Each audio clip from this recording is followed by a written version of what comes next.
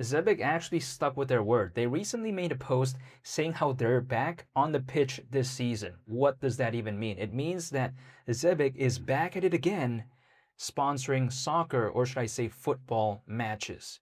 And I think this is quite impressive. Remember, they said they were going to do it, and they actually did it because they said, hey, you know what, we're going to do something in fall of this year. And they actually stuck with their word. Now, people like to say, who really cares about this? Well, I care because I think this is maybe going to give Zebec better exposure and I think better notoriety, which I don't find to be a bad thing at all. And I'll talk all about that in today's video, and I'll talk about the price a little bit later. But I first want to clarify, I'm not telling anyone to do anything, just my mindset perspective, and nothing I say is financial advice. Now, what is Zebec going to do? Now, they're going to be having a presence, right, in Italy's Series A, or should I say Serie A, and also Germany's Bundesliga. Now, apparently we're going to see them on match days involving massive clubs like Juventus, Bayern Munich, which I've been to Munich before actually, and also Borussia Dortmund, which I've been to Dortmund as well. So I think that's really cool. And then also Roma.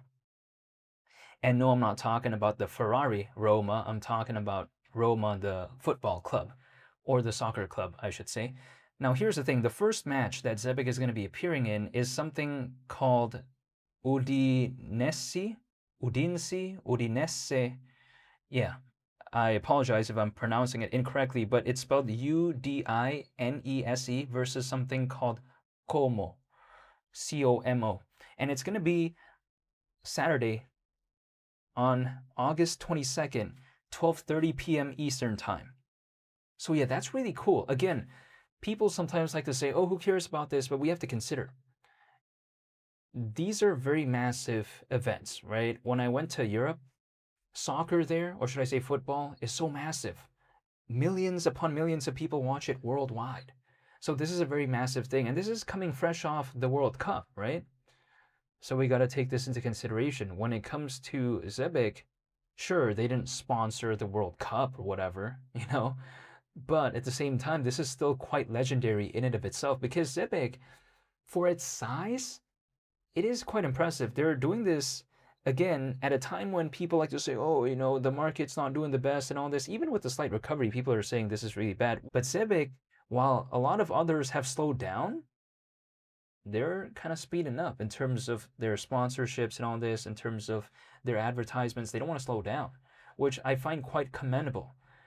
Now, keep in mind, this isn't like Zebec just doing it out of trying to catch a trend or hype or whatever. No, they're not doing it just because the market recovered a couple percent.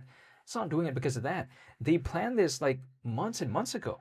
Take a look at my previous videos. I mean, in case you haven't watched it, but whatever, right? No need to watch those ones. Let's just stick to this one for now. When we take a look at Zebec, again, they planned this type of stuff for months. It wasn't like they're like, oh, wow, the market recovered a couple percent. We should join in and try to do something. No, that's not the case. They planned this for quite a while. It's just people ignored it for a very long time, but they planned this already.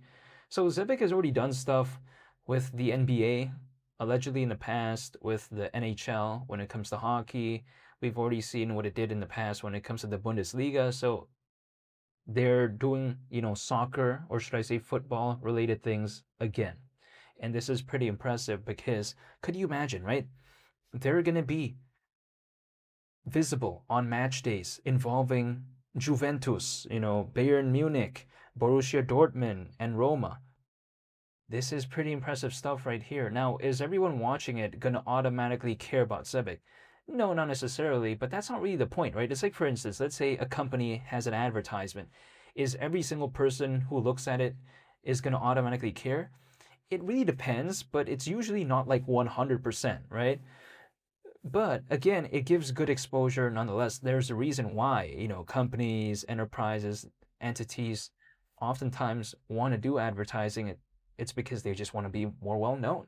It's kind of no different here when it comes to Zebec. Now, Zebec is not doing this for the charts, like in terms of the price charts, in my opinion. I think they're doing this to kind of showcase that not only are they able to, but also on top of that, it's more so meant towards, I think, the products when it comes to Zebec, because the reason why Zebec is able to make it through these market downturns is because they're actually relying on the revenue that they get from their products and services, not from what the company is holding in terms of the treasury and they keep like exiting like that. That's not how it works, apparently.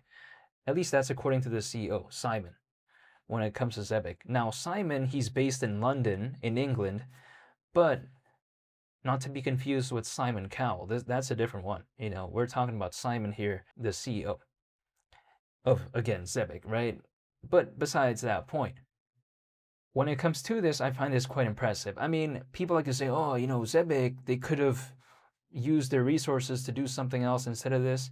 But, you know, they planned this for months, and if they're in a position to be able to do this type of stuff, who am I to say that they're wrong for doing it? Because it's their decision, and what can I do about it? I still think it's pretty cool nonetheless, right? I think it's quite impressive.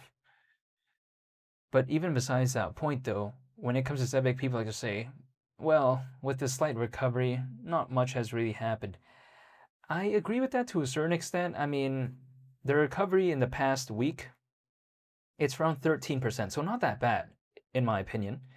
But still, we're talking about a project here that is around 3 times approximately lower than its peak last year. So it's not like it's done something so fantastic. The journey, even back to where it once was last year, is still very long, right? If this is like a movie, this is just like the opening scenes. It's not even like the first chapter or the second chapter of a book. This is like just the introduction, if anything, just because it's still so far from its peak last year. But again, I don't really need Zebec to do anything so groundbreaking anyways. That's just personally for me, because if I take a look at just the hypothetical idea of Zebec just going back to its peak last year, again, around a 3 times movement from right now, I don't find it to be like so bad, at least personally for me. Could you imagine if, let's say, for whatever reason, gold or silver did the same thing from where they are as of right now? Like, let's say the movement was hypothetically around 3 times for whatever make believe reason. That would be considered like extremely legendary.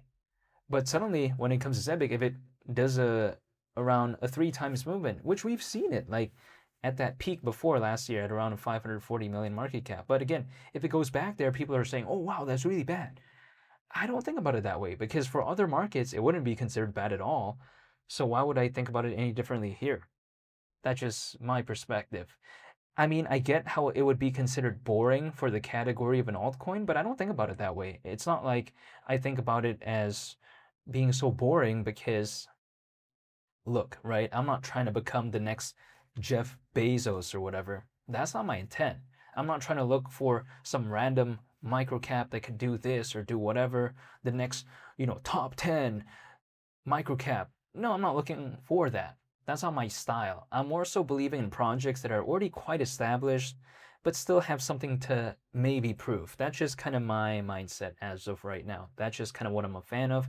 I'm not a fan of microcaps, but I'm also not a fan of a project that's like top 3 or top 5 currently. I kind of like it somewhere in between, like more mid-tier or even quite more so established projects like a Cardano that's ranked 15th like that, but not ranked like the top 5 or something. Yeah, I'm just looking more so for those type of projects that already have an established community, already have an established fundamental foundation, so to speak, but not so massive where it becomes so boring, but not like a microcap either. But besides that point, I'm just still waiting and holding. I'm not telling anyone to do anything. I want to say thank you so much for watching. I'll be sure to make more updates though moving forward, because the market is starting to kind of heat up a little bit, right? But we'll wait and see what happens moving forward. I'll still document, again, my journey along the way though. So I want to say thank you so much for watching, and hopefully I'll see you all in the next one.